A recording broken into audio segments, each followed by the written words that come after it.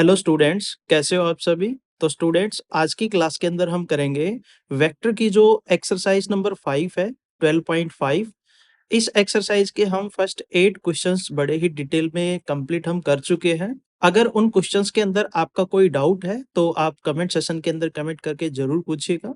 I hope वो सारे के सारे क्वेश्चन आपको समझ में आ गए होंगे। और आज की क्लास के अंदर हम करेंगे question number 9 to 12। In questions को बड़े ही डिटेल में हम समझेंगे। तो फिर चलिए स्टूडेंट, हम अपने टॉपिक को स्टार्ट करते हैं। तो स्टूडेंट्स, अब अपने पास क्वेश्चन नंबर 9 का फर्स्ट पार्ट आता है।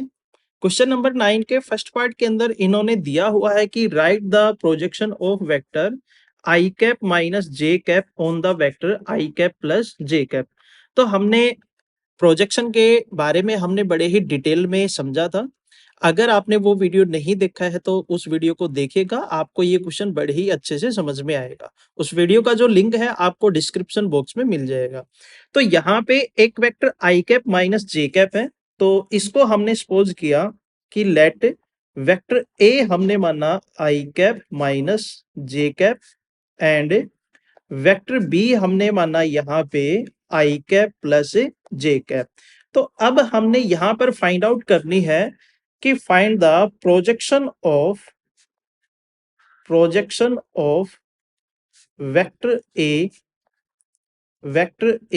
On vector B. तो हमने वेक्टर ए का प्रोजेक्शन वेक्टर बी के ऊपर हमने फाइंड आउट करना है। तो किस तरीके से हमने फाइंड आउट किया था, फॉर्मूला क्या बनता है इसका? फॉर्मूला बनता है इसका vector A dot vector B divided by magnitude of vector B. हमारे पास जो दो वेक्टर्स गिवन है, पहले हम इन दोनों वेक्टर्स का डॉट प्रोडक्ट करेंगे और जिस वेक्टर के ऊपर हमने प्रोजेक्शन फाइंड आउट करनी है उस वेक्टर के मैग्नीट्यूड से हम क्या करवा देंगे, डिवाइड करवा देंगे। तो यहाँ पर हमने दो रिजल्ट्स हमने निकालने हैं। फर्स्ट केस के अंदर हमने वेक्टर ए की बी के साथ हमने डॉट प्रोडक्ट करवानी है। तो वेक्टर ए है हमारे पास I cap minus J cap और डॉट वेक्टर बी है हमारे पास I cap plus J cap.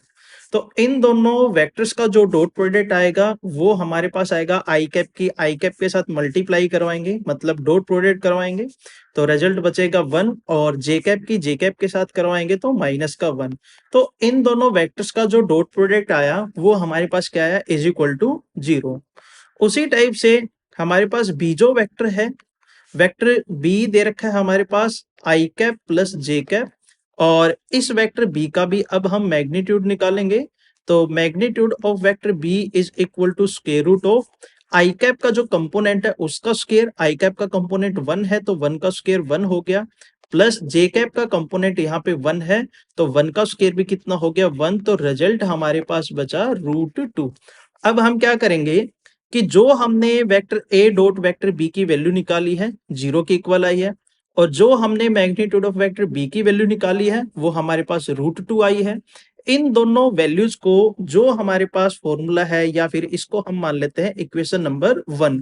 तो इस इक्वेशन नंबर 1 के अंदर हम पुट करेंगे तो हमारे पास लेफ्ट हैंड साइड के अंदर बचेगा projection of vector A on vector B is equal to vector A dot vector B की वैल्यू आई है 0 और divided by magnitude of vector B हमारे पास बचा है √2। अब 0 डिवाइडेड बाई समथिंग हमें पता है रिजल्ट क्या आता है, इज इक्वल टू 0। तो हम यहाँ पे लिखेंगे hence hence the projection of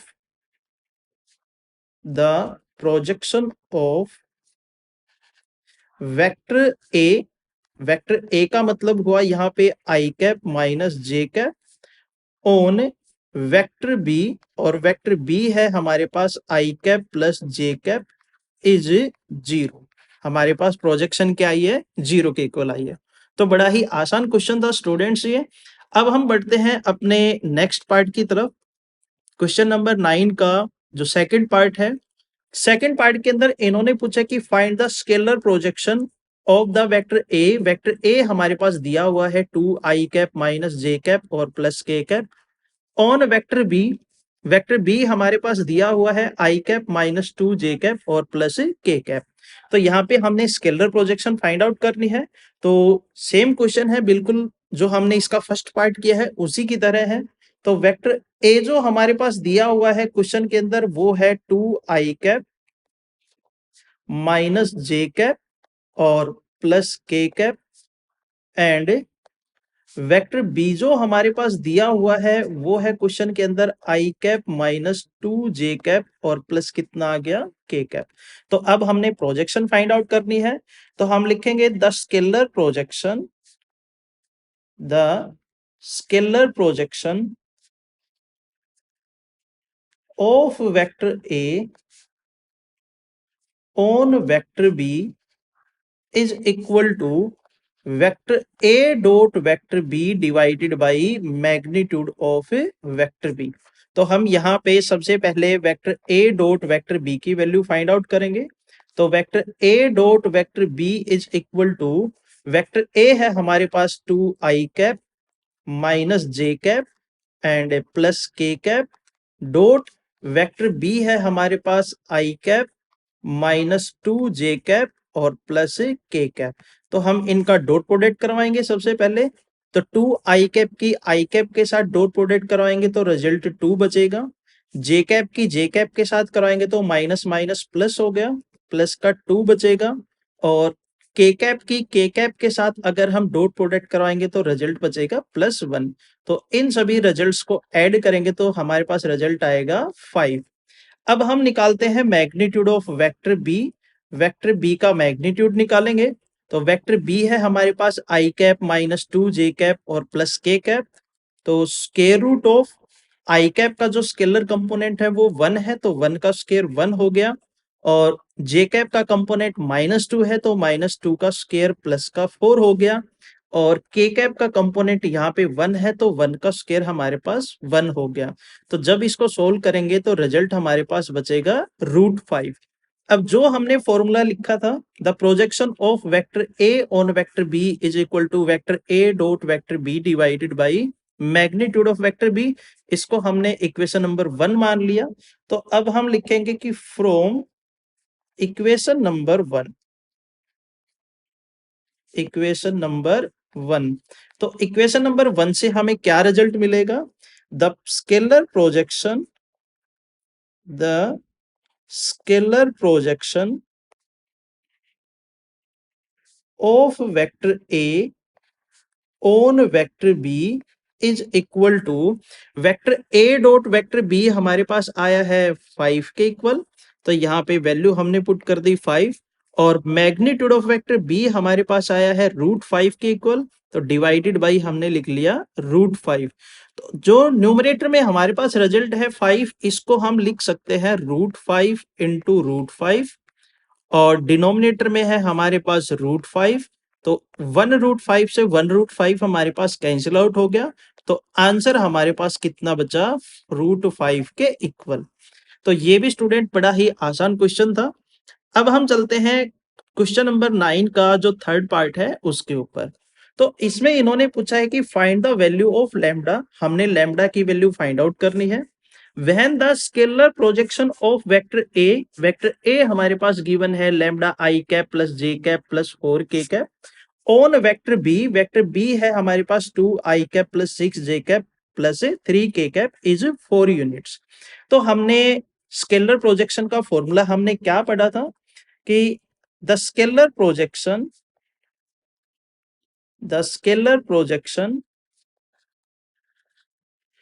of vector A on vector b is equal to vector a dot vector b divided by magnitude of vector b। तो इस क्वेश्चन को हम डायरेक्ट करेंगे, कुछ स्टेप हम यहाँ पे स्किप करेंगे, लेकिन आपने एग्जाम के अंदर वो स्टेप स्किप नहीं करने, आपने डिटेल में लिखना है इस क्वेश्चन को, तभी हमें नंबर अच्छे मिलेंगे। तो वेक्टर ए की हम वेक्टर बी के साथ डॉट प्रोडक्ट करवाएंगे। तो vector A dot vector B is equal to lambda I की 2i के साथ मल्टीप्लाई करवाएंगे तो रिजल्ट बचेगा 2 लैम्बडा। और जे की 6j के साथ अगर हम मल्टीप्लाई करवाएंगे तो प्लस का 6 बचेगा। और 4k की हम 3k के साथ मल्टीप्लाई करवाएंगे तो प्लस 12 बचेगा। Vector A dot vector B हमारे पास आया 2 लैम्बडा प्लस 18। तो ये हमारे पास वैल्यू आई vector A dot vector B की। अब हम निकालेंगे मैग्नीट्यूड ऑफ वेक्टर बी। तो मैग्नीट्यूड ऑफ वेक्टर बी हमारे पास बचेगा is equal to square root of 2 का स्क्वायर हमारे पास हो गया 4 और 6 का स्क्वायर हमारे पास हो गया 36 और 3 का स्क्वायर हमारे पास हो गया 9। जब इन सभी रिजल्ट्स को ऐड करेंगे तो रूट के अंदर हमारे पास रिजल्ट बचेगा 49 और 49 का रूट हमारे पास होता है 7। अब क्वेश्चन में क्या दिया हुआ है कि जब हम वेक्टर ए की वेक्टर बी के ऊपर प्रोजेक्शन निकालते हैं तो रिजल्ट हमारे पास कितना आता है 4 यूनिट आता है। तो इसका मतलब vector A dot vector B divided by magnitude of vector B is equal to क्या आएगा 4 के इक्वल आएगा। अब हम इस रिजल्ट को यूज करके हम यहाँ पे लैम्बडा की वैल्यू फाइंड आउट करेंगे। तो vector A dot vector B हमारे पास आया 2 लैम्बडा प्लस 18 और divided by magnitude of vector B हमारे पास बचता है 7 और इज इक्वल टू है हमारे पास 4। अब इसको सोल्व करते हैं तो 2 लैम्बडा प्लस 18 जब 7 को हम राइट हैंड साइड लेके जाएंगे तो ये 4 के साथ मल्टीप्लाई हो जाएगा तो रिजल्ट बचेगा 28। तो यहां से 2 lambda is equal to 28 minus 18 इन दोनों को सब्ट्रैक्ट करेंगे तो रिजल्ट बचेगा हमारे पास 10। तो यहां से 2 लैम्बडा इज इक्वल टू 10। तो लैम्बडा की वैल्यू हमारे पास कितनी आ गई 5 और यही इस क्वेश्चन का क्या है आंसर है। तो आई होप आपको ये तीनों के तीनों जो पार्ट्स हैं अच्छे से समझ में आए होंगे। अब हम बढ़ते हैं अपने नेक्स्ट क्वेश्चन की तरफ। तो स्टूडेंट्स अब अपने पास क्वेश्चन नंबर 10 का फर्स्ट पार्ट आता है। क्वेश्चन की स्टेटमेंट में क्या दिया हुआ है पहले उसको हम समझते हैं। The dot product of a vector, हमने कोई भी एक वेक्टर मानना है, कोई भी अब हम वेक्टर मान के चलेंगे और उस वेक्टर का हम डॉट प्रोडक्ट करवाएंगे किसके साथ 3 I cap minus 5 K cap के साथ और 2 आई कैप प्लस 7 जे कैप के साथ और आई cap plus J cap plus K cap के साथ। तो हमारा जो आंसर आएगा वो आंसर आएगा -1 के इक्वल और +6 के इक्वल और 5 के इक्वल। तो क्वेश्चन के अकॉर्डिंग हमने क्या किया, हमने कोई एक वेक्टर मान लिया ए। तो लेट हमने एक वेक्टर ए माना और वो वेक्टर ए इक्वल है A1 आई कैप प्लस A2 जे कैप प्लस A3 के कैप। और क्वेश्चन के अंदर 3 वेक्टर्स हमारे पास और गिवन है। तो फर्स्ट वेक्टर को हमने लिया वेक्टर बी के इक्वल। तो vector B is equal to 3 I cap minus 5 K cap और सेकंड जो वेक्टर है हमारे पास 2 आई कैप प्लस 7 जे कैप, इसको हमने वेक्टर सी के इक्वल माना। Then vector C is equal to 2 I cap plus 7 J cap और लास्ट जो वेक्टर है तीसरा जो वेक्टर है हमारे पास I cap plus J cap plus K cap, इसको हमने वेक्टर डी के इक्वल माना। वेक्टर डी हमारे पास हो गया आई कैप प्लस जे कैप और प्लस के कैप। अब हमने क्वेश्चन के अकॉर्डिंग क्या करना है कि जो हमारे पास वेक्टर ए है इस वेक्टर ए की सबसे पहले हम वेक्टर बी के साथ डॉट प्रोडक्ट करवाएंगे और फिर वेक्टर ए की हम वेक्टर सी के साथ डॉट प्रोडक्ट करवाएंगे और फिर लास्ट के अंदर वेक्टर ए की हम वेक्टर डी के साथ डॉट प्रोडक्ट करवाएंगे। तो वेक्टर ए की जब हम वेक्टर बी के साथ डॉट प्रोडक्ट करवाते हैं तो आंसर हमारे पास -1 के इक्वल आता है और वेक्टर ए की हम वेक्टर सी के साथ अगर हम डॉट प्रोडक्ट कराते हैं तो आंसर हमारे पास 6 के इक्वल आता है और वेक्टर ए की जब हम वेक्टर डी के साथ डॉट प्रोडक्ट कराते हैं तो आंसर हमारा किसके इक्वल आता है 5 के इक्वल आता है। तो इन कंडीशंस को हम सोल्व करते हैं और सोल्व करने के बाद हमें लास्ट के अंदर A1 A2 और A3 की वैल्यूज मिलेंगी। तो हमने क्या किया, हमने सबसे पहले किया कि वेक्टर ए की जब हम वेक्टर बी के साथ डॉट प्रोडक्ट करवाते हैं अकॉर्डिंग टू क्वेश्चन तो हमारा आंसर -1 के इक्वल आता है। तो सबसे पहले हम वेक्टर ए की वेक्टर बी के साथ डॉट प्रोडक्ट कराएंगे। तो A1 आई कैप की 3 आई कैप के साथ डॉट प्रोडक्ट कराएंगे तो रिजल्ट बनेगा हमारे पास 3A1 और A2 जे कैप की वेक्टर बी के अंदर जे कैप का जो कंपोनेंट है वो 0 है तो यहाँ पे A2 जे कैप की 0 जे कैप के साथ कराएंगे तो 0 रिजल्ट बचेगा। इस रिजल्ट को हम स्किप करेंगे यहाँ पे। फिर A3 के कैप की -5 के कैप के साथ मल्टीप्लाई करवाएंगे तो -5 A3 के इक्वल हमारे पास रिजल्ट आएगा और इज इक्वल टू है -1 के इक्वल। तो इसको हमने माना इक्वेशन नंबर फर्स्ट। अब हम क्या करेंगे कि जो वेक्टर ए है, अब इस वेक्टर ए की हम वेक्टर सी के साथ डॉट प्रोडक्ट करवाएंगे। तो क्वेश्चन के अकॉर्डिंग जब हम वेक्टर ए की वेक्टर सी के साथ डॉट प्रोडक्ट करवाते हैं तो आंसर हमारा किसके इक्वल आता है? 6 के इक्वल आता है। तो अब हम वेक्टर ए की वेक्टर सी के साथ डॉट प्रोडक्ट करवाएंगे। वेक्टर ए है हमारे पास जब A1 आई कैप, A2 जे कैप, A3 के कैप, तो A1 आई कैप की हम 2 आई कैप के साथ मल्टीप्लाई करवाएंगे तो रिजल्ट बचेगा हमारे पास 2A1। A2 जे कैप की 7 जे कैप के साथ मल्टीप्लाई करवाएंगे तो प्लस 7A2। और यहाँ पे A3 के कैप की जब हम 0 के कैप के साथ मल्टीप्लाई करवाएंगे तो रिजल्ट 0 आएगा। इस पार्ट को हम नहीं लिखेंगे यहाँ पे। और इज इक्वल टू क्या है? 6 के इक्वल है। इसको हमने माना इक्वेशन नंबर सेकेंड। उसके बाद जो वेक्टर ए है, अब हम इस वेक्टर ए की डी के साथ डॉट प्रोडक्ट करवाएंगे। तो क्वेश्चन के अकॉर्डिंग जब वेक्टर ए की हम वेक्टर डी के साथ डॉट प्रोडक्ट करवाते तो आंसर हमारा 5 के इक्वल आता है। तो वेक्टर ए है हमारे पास A1 आई कैप और वेक्टर डी में है हमारे पास I cap. A1 I cap की आई कैप के साथ मल्टीप्लाई करवाते हैं तो रिजल्ट हमारे पास A1 बचता है। A2 जे कैप की जे कैप के साथ अगर हम डॉट प्रोडक्ट कराएंगे तो प्लस A2 बचेगा। और A3 के कैप की के कैप के साथ अगर हम डॉट प्रोडक्ट कराते हैं तो प्लस A3 आएगा और इज इक्वल टू आएगा 5। इसको हमने माना इक्वेशन नंबर 3। तो अब हम इन तीनों इक्वेशन को सोल्व करेंगे और तीनों इक्वेशन को सोल्व करने के बाद हमारे पास A1, A2, A3 की वैल्यूज आएंगी और उन वैल्यूज को फिर हम करेंगे जो हमने वेक्टर ए माना था इसके अंदर पुट। तो जो इक्वेशन नंबर फर्स्ट है, इस इक्वेशन नंबर फर्स्ट से हम A3 की वैल्यू निकाल लेते हैं। तो A3 की वैल्यू निकालेंगे तो 5A3 को मैं राइट हैंड साइड लेके आ गया तो प्लस का 5A3 हमारे पास बन गया। तो 5A3 is equal to 3A1 और जो माइनस का 1 है इसको फिर हम राइट हैंड साइड लेके गए तो प्लस का 1 बच गया।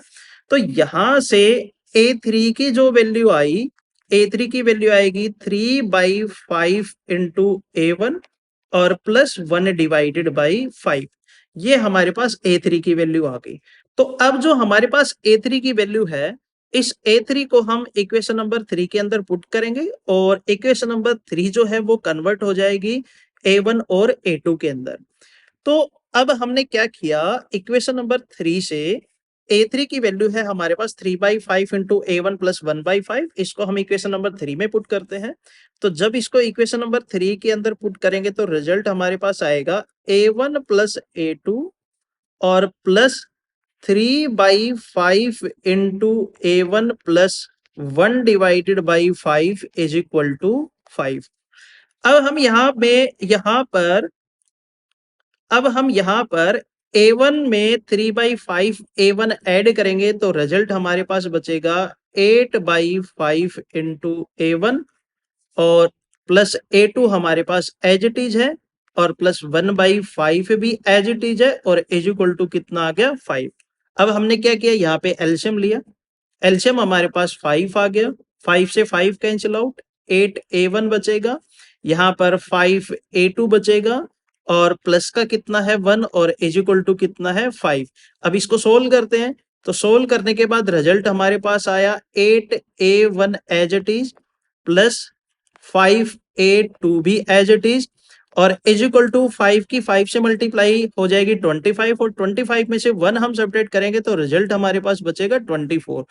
तो इसको हमने मान लिया इक्वेशन नंबर 5 और जो हमने A3 की वैल्यू निकाली थी इसको हमने मान लिया इक्वेशन नंबर 4। अब इक्वेशन नंबर सेकंड और 5 को हम सोल्व करेंगे। तो अब हमने लिया यहाँ पे 9 फ्रॉम इक्वेशन नंबर 2 एंड 5।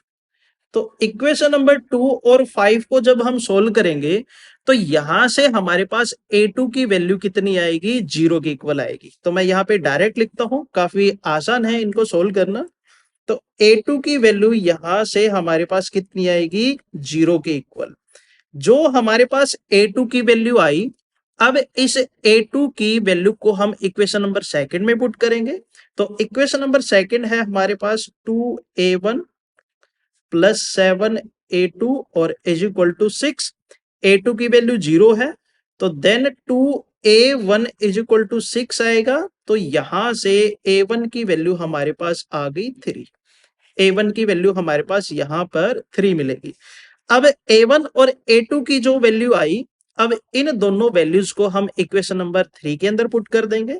तो इक्वेशन नंबर 3 है हमारे पास A1 प्लस A2 और plus A3 is equal to 5। A1 की वैल्यू हमारे पास 3 है, A2 की वैल्यू 0 है और A3 की वैल्यू हमने फाइंड आउट करनी है, इज इक्वल टू 5 है। तो यहां से A3 की वैल्यू हमें मिलेगी 2। तो हमने यहाँ पे A1, A2 और A3 की वैल्यू फाइंड आउट की है। अब जो A1, A2, A3 की वैल्यू हमारे पास आई है, अब इन तीनों वैल्यूज को जो हमने वेक्टर ए माना था, A1 आई कैप प्लस A2 जे कैप प्लस A3 के कैप, इसको हम इक्वेशन नंबर स्टार से रिप्रेजेंट कर लेते हैं। तो इन तीनों वैल्यूज को हम इक्वेशन नंबर स्टार में पुट करेंगे।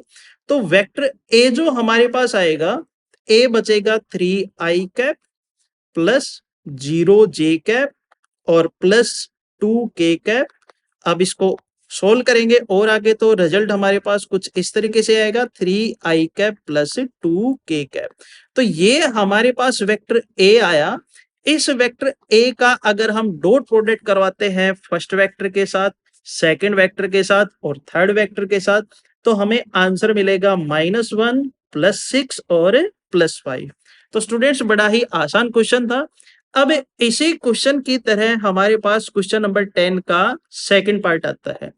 सेकंड पार्ट में क्या दे रखा है कि the dot product of a vector I cap plus J cap minus 3 K cap, I cap plus 3 J cap minus 2 के कैप और 2 आई cap plus J cap plus 4 K cap are 0, 5 and 8। तो question के according क्या हुआ कि हमने एक vector A माना, वेक्टर ए हमने मान लिया A1 आई कैप प्लस A2 जे कैप और प्लस A3 के कैप। इस वेक्टर की अगर हम मल्टीप्लाई करवाते हैं फर्स्ट वेक्टर के साथ, फर्स्ट वेक्टर हमने माना वेक्टर बी के इक्वल, तो vector B is equal to I cap plus J cap minus 3 K cap.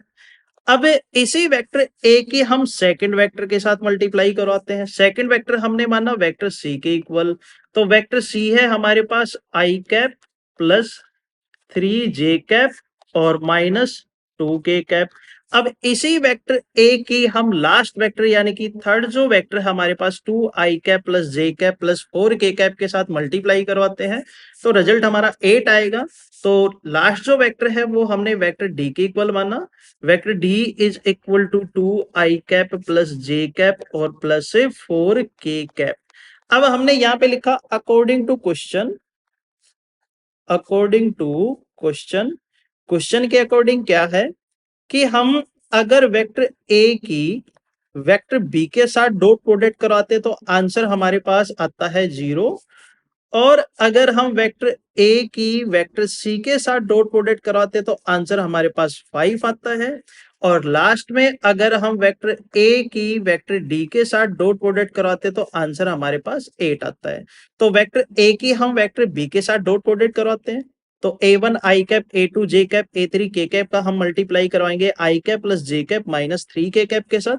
तो रिजल्ट हमारे पास बनेगा vector A dot vector B का A1 plus A2 minus 3A3 is equal to 0, और इसको हमने माना इक्वेशन नंबर फर्स्ट।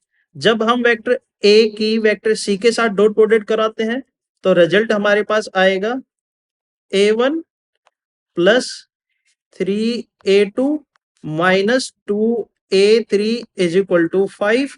इसको हमने इक्वेशन नंबर सेकंड माना, और लास्ट में जब हम वेक्टर ए की वेक्टर डी के साथ डॉट प्रोडक्ट करवाते हैं तो इज इक्वल टू 8 आता है। तो वेक्टर ए की वेक्टर डी के साथ डॉट प्रोडक्ट होगी 2A1 प्लस A2 और plus 4A3 is equal to 8। इसको हमने माना इक्वेशन नंबर 3।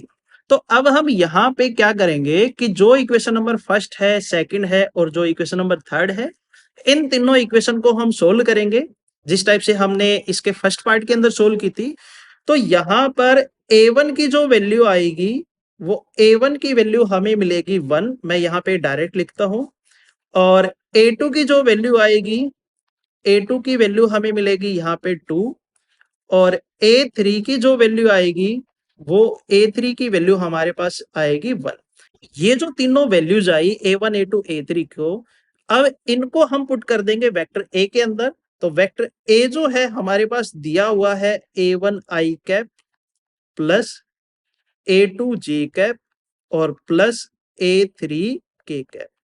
तो वेक्टर a हमारे पास बचेगा, a1 की वैल्यू 1 है तो i कैप बचा, a2 की वैल्यू 2 है तो प्लस 2 j कैप आएगा और a3 की वैल्यू 1 है तो कितना बचेगा, k कैप आएगा।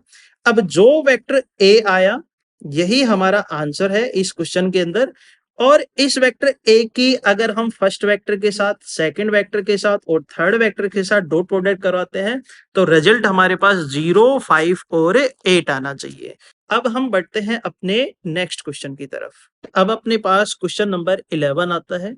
क्वेश्चन नंबर 11 की स्टेटमेंट के अंदर हमारे पास गिवन है what will be the angle between vector A and vector B. मतलब हमने वेक्टर ए और वेक्टर बी इन दोनों वेक्टर्स के बीच में एंगल की वैल्यू हमने निकालनी है। If there is a set of three vectors, vector A, vector B and vector C, such that vector A plus vector B plus vector C is equal to 0 and magnitude of vector A is equal to 3, magnitude of vector B is equal to 5 and magnitude of vector C is equal to 7। इस question के अंदर हमने vector A और vector B इन दोनों के बीच में angle की value find out करनी है।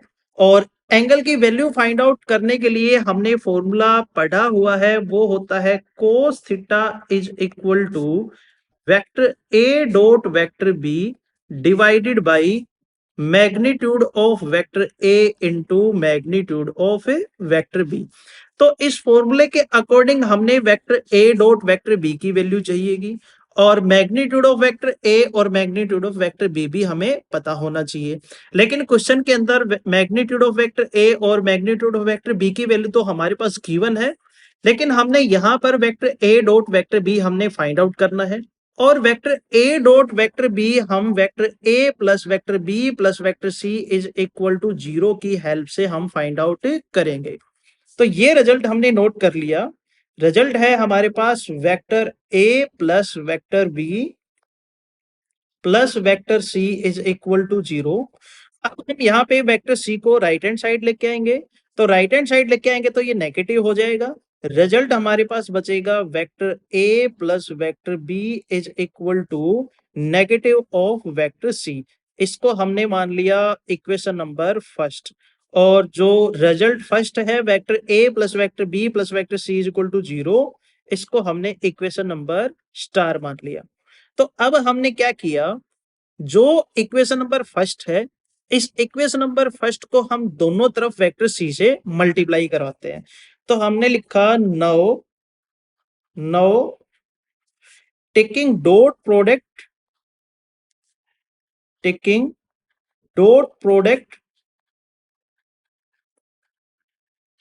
ऑफ वेक्टर सी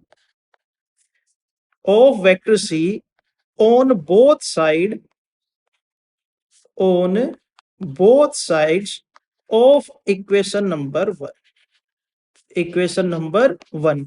तो ऐसा करने के बाद हमारे पास रिजल्ट क्या आएगा, vector C dot vector A plus vector B is equal to minus vector C dot vector C.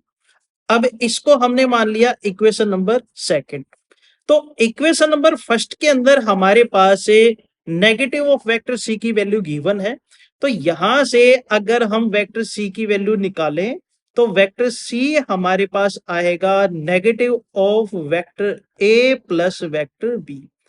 अब ये जो वेक्टर सी की वैल्यू हमें मिली, इस वेक्टर सी को हम इक्वेशन नंबर सेकंड की जो लेफ्ट हैंड साइड है इसके अंदर हम पुट करेंगे। तो इसके अंदर पुट करने के बाद हमारे पास रिजल्ट बचा negative of vector A plus vector B into vector A plus vector B और is equal to negative of vector C dot vector C हमारे पास बनेगा मैग्नीट्यूड ऑफ वेक्टर सी का स्क्वायर। और उसी टाइप से लेफ्ट हैंड साइड में हमारे पास vector A plus B vector A plus B हमारे पास बचेगा। ये नेगेटिव साइन हमने यहाँ पे लगा लिया, हम चाहे तो इनको कैंसिल आउट भी कर सकते हैं, तो नेगेटिव से नेगेटिव हमने कैंसिल आउट कर दिया यहाँ पे, तो साइन यहाँ पे बचेगा प्लस का। तो रिजल्ट हमारे पास बचा लेफ्ट हैंड साइड में magnitude of vector A plus vector B इसकी whole raise to power 2 is equal to magnitude of vector C का स्क्वायर। अब magnitude of vector A plus vector B को हम ओपन करेंगे तो रिजल्ट बचेगा यहाँ पे मैग्नीट्यूड ऑफ वेक्टर ए का square plus magnitude of vector B का स्क्वायर और plus 2 into vector A dot vector B is equal to magnitude of vector C का स्क्वायर। अब जो वैल्यूज हमारे पास मैग्नीट्यूड की गिवन है उनको हम पुट करेंगे। मैग्नीट्यूड ऑफ वेक्टर ए हमारे पास 3 है तो 3 का स्क्वायर हमारे पास हो जाएगा 9 plus magnitude of vector B की वैल्यू हमारे पास 5 है तो 5 का स्क्वायर हमें मिलेगा 25 plus 2 into vector A dot vector B और मैग्नीट्यूड ऑफ वेक्टर सी की वैल्यू हमारे पास 7 है तो 7 का स्क्वायर हमारे पास हो जाएगा 49। तो यहां से 2 into vector A dot vector B हमारे पास बचेगा इज इक्वल टू 15। इसको सोल्व करेंगे तब तो अब यहां से vector A dot vector B की वैल्यू आएगी 15 डिवाइडेड बाई 2। अब vector A dot vector B और magnitude of vector A magnitude of vector B इन सभी वैल्यूज को हम फॉर्मूले के अंदर पुट करेंगे तो रिजल्ट हमारे पास बचेगा cos theta is equal to 15 divided by 2 और whole divided by magnitude of vector A हमारे पास 3 है into magnitude of vector B हमारे पास 5 है। तो इसको सोल्व करेंगे तो 15 divided by 2 whole divided by 15 बचेगा। तो रिजल्ट हमारे पास आया cos theta is equal to 15 divided by 2 into 1/15। 15 से 15 कैंसिल आउट हो गया, रिजल्ट बचा 1 divided by 2। It means cos theta is equal to 1/2। अब हमारे पास cos की किस एंगल पे वैल्यू 1/2 होती है तो होता है 60 डिग्री और 60 डिग्री को हम लिख सकते हैं π/3। तो इसका मतलब यहाँ पे थीटा की वैल्यू या तो हम लिखेंगे 60 डिग्री डिग्री के अंदर, अगर रेडियन के अंदर हम निकालेंगे तो हमारे पास वैल्यू आएगी π/3। तो इन दोनों वेक्टर्स के बीच में जो एंगल बनेगा वो हमारे पास बनेगा 60 डिग्री का। तो बड़ा ही आसान क्वेश्चन था स्टूडेंट्स ये। अब हम चलते हैं क्वेश्चन नंबर 12 की तरफ। क्वेश्चन नंबर 12 की स्टेटमेंट समझते हैं पहले। स्टेटमेंट में हमारे पास दिया हुआ है कि express the vector A is equal to 5i cap minus 2j cap plus 5k cap as the sum of two vectors such that one is parallel to the vector b and other is perpendicular to the vector b। तो question में क्या दिया हुआ है कि जो vector a है उस वेक्टर a को हमने किन्हीं भी दो वेक्टर के एडिशन की फॉर्म में हमने रिप्रेजेंट करना है। तो हमने वेक्टर a लिया is equal to vector c plus vector d। हमने वेक्टर a को वेक्टर सी और वेक्टर डी इन दोनों की एडिशन की फॉर्म में रिप्रेजेंट किया, जिसमें से वेक्टर सी को हमने वेक्टर बी के पैरेलल ले लिया, हम चाहे तो वेक्टर डी को भी ले सकते हैं। तो जो वेक्टर सी है ये वेक्टर सी हमने वेक्टर बी के पैरेलल हमने लिया और सेकेंडली जो वेक्टर डी हमने लिया इस वेक्टर डी को हमने वेक्टर बी के क्या लिया परपेंडिकुलर लिया। तो अगर वेक्टर डी और वेक्टर बी परपेंडिकुलर हैं तो इसका मतलब ये हुआ कि जब हम वेक्टर डी की वेक्टर बी के साथ डॉट प्रोडक्ट करवाएंगे तो रिजल्ट हमारे पास क्या आएगा इज इक्वल टू 0 आएगा। तो इस क्वेश्चन के अंदर हम इस रिजल्ट का भी यूज करेंगे। और जो हमने पैरेलल का केस लिया है मींस वेक्टर सी को हमने वेक्टर बी के क्या लिया है पैरेलल लिया है। तो पैरेललिज्म की ये कंडीशन होती है कि जो वेक्टर बी है इस वेक्टर बी को अगर हम सम स्केलर लैम्बडा से मल्टीप्लाई करवाएंगे तो वो किसके इक्वल होगा? वेक्टर सी के इक्वल होगा। और वेक्टर बी हमारे पास क्या दिया हुआ है? वो है हमारे पास 3i और प्लस k। तो इस वेक्टर बी को अगर हम लैम्बडा से मल्टीप्लाई करवा देंगे तो हमारे पास क्या आएगा? वेक्टर सी आएगा। मतलब vector C is equal to lambda into vector B. तो वेक्टर सी की वैल्यू हमें क्या मिलेगी? 3 लैम्बडा और प्लस लैम्बडा इंटू के। अब हमने यहां पे सम स्केलर लैम्बडा से क्यों मल्टीप्लाई करवाया? क्योंकि दोनों के दोनों वेक्टर पैरेलल हैं। हो सकता है कि दोनों वेक्टर का जो मैग्नीट्यूड है, इनकी जो लेंथ है वो सेम हो या फिर डिफरेंट भी हो सकती है। तो अगर इन दोनों वेक्टर की लेंथ हमारे पास सेम मिली तो लैम्बडा की वैल्यू हम 1 ले लेंगे। अगर डिफरेंट है तो यहां पर लैम्बडा की वैल्यू हमें कुछ और ही मिलेगी। तो पैरेललिज्म की कंडीशन के अकॉर्डिंग यहां पर हमने वेक्टर सी की वैल्यू निकाल ली और वेक्टर सी हमें मिला 3 लैम्बडा और प्लस लैम्बडा इंटू के। अब हमने रिजल्ट फर्स्ट हमने लिया था कि vector A is equal to vector C plus vector D. तो इक्वेशन नंबर फर्स्ट हमने इसको माना। अब इक्वेशन नंबर फर्स्ट के अंदर हम वेक्टर ए और वेक्टर सी की वैल्यू पुट करके वेक्टर डी की वैल्यू हम यहां से फाइंड आउट करेंगे। तो वेक्टर ए की वैल्यू है हमारे पास 5i माइनस 2j और प्लस 5k। और वेक्टर सी की वैल्यू है हमारे पास 3 लैम्बडा प्लस लैम्बडा के और प्लस वेक्टर डी। अब जो वेक्टर सी की वैल्यू हमने यहां पे पुट की है, इस वेक्टर सी को अगर हम लेफ्ट हैंड साइड में लिख के जाएंगे तो नेगेटिव हो जाएगा। तो इन दोनों को सोल्व करेंगे तो वेक्टर डी की वैल्यू हमें मिलेगी 5 माइनस 3 लैम्बडा इंटू i। अब जे का कंपोनेंट वेक्टर सी के अंदर 0 है तो रिजल्ट बनेगा -2j ओनली। जब -2j में से हम 0j सब्ट्रैक्ट करेंगे तब। और 5k में से हम लैम्बडा के सब्ट्रैक्ट करेंगे तो +5 माइनस लैम्बडा इंटू के। ये हमारे पास वेक्टर डी की वैल्यू आ गई। अब हमने एक रिजल्ट किया था कुछ ही टाइम पहले। वो हमने किया था कि वेक्टर डी और वेक्टर बी इन दोनों का डॉट प्रोडक्ट जो है वो इज इक्वल टू 0 आएगा, क्योंकि दोनों के दोनों वेक्टर हमने परपेंडिकुलर लिए हैं। तो अब हम वेक्टर डी की वेक्टर बी के साथ डॉट प्रोडक्ट कराएंगे और उसको हम लिखेंगे इज इक्वल टू 0 और वहां से हमें लैम्बडा की वैल्यू मिलेगी। तो हमने क्या किया, जो वेक्टर हमारे पास डी है वो वेक्टर डी हमारे पास दिया हुआ है 5 minus 3 lambda into i minus 2j और प्लस 5 माइनस लैम्बडा इंटू के। हम इसका डॉट प्रोडक्ट कराएंगे वेक्टर बी के साथ। वेक्टर बी हमारे पास है 3i प्लस के और इज इक्वल टू हम लेंगे 0।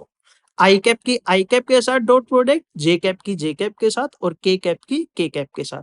ऐसा करवाने के बाद हमारे पास रिजल्ट बनेगा 3 इंटू 5 माइनस 3 लैम्बडा और जे कैप के साथ 0 हो जाएगी, क्योंकि जे कैप का जो कंपोनेंट है वो वेक्टर बी में 0 है। इस पार्ट को हम स्किप करेंगे। यहाँ पे के कैप के साथ हम डॉट प्रोडक्ट कराएंगे तो 5 minus lambda is equal to 0। अब हम यहाँ पर लैम्बडा की वैल्यू फाइंड आउट करेंगे। तो 3 को पहले हम मल्टीप्लाई करवा लेते हैं 5 माइनस 3 लैम्बडा के साथ।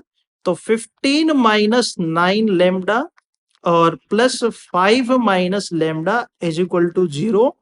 तो रिजल्ट आया -10 lambda is equal to -20। Minus से माइनस कैंसिल आउट, 10 टू जा हमारे पास 20 हो गया। तो the value of the lambda is equal to 2।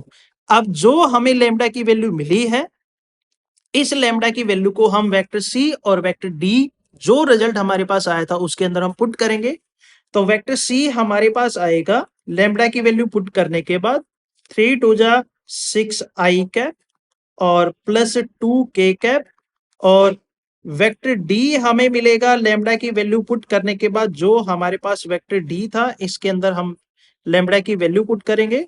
तो 3 को 2 से मल्टीप्लाई करवाएंगे तो 6 में से 5 हम सब्ट्रैक्ट करेंगे, -6 है प्लस 5 है तो रिजल्ट बचेगा -i और माइनस 2 जे कैप। अब लैम्ब्डा की वैल्यू यहाँ पे पुट करेंगे तो 5 माइनस 2 हमारे पास रिजल्ट बना प्लस 3 के कैप। अब हम इन दोनों वेक्टर्स को ऐड करके देखते हैं कि वेक्टर ए के इक्वल आता है या नहीं आता है। आई कैप में आई कैप ऐड करेंगे तो 5 आई कैप बनेगा। जे कैप में जे कैप ऐड करेंगे, जे कैप का कंपोनेंट वेक्टर सी में 0 है तो माइनस 2 जे कैप ही बच जाएगा यहाँ पे। और 3 के कैप में 2 के कैप हम ऐड करेंगे तो रिजल्ट बचेगा 5 के कैप, जो कि हमारे पास क्वेश्चन के अंदर वेक्टर ए ही हमारे पास दिया हुआ है। तो हमने वेक्टर ए को किन्हीं भी दो वेक्टर की फॉर्म में हमने यहाँ पे रिप्रेजेंट करना था। तो आई होप स्टूडेंट्स आपको ये जो क्वेश्चन है अच्छे से समझ में आया होगा। अगर आपका कोई डाउट है तो आप कमेंट सेशन के अंदर कमेंट करके जरूर पूछिएगा। और कल की क्लास के अंदर हम इस एक्सरसाइज के नेक्स्ट 4 क्वेश्चंस करेंगे। और जो इस चैनल पे नए हैं तो प्लीज चैनल को लाइक करें, शेयर करें, सब्सक्राइब करें और अपने दोस्तों के साथ भी शेयर करते रहें। तो मिलते हैं स्टूडेंट कल की क्लास के अंदर। Thank you, have a nice day.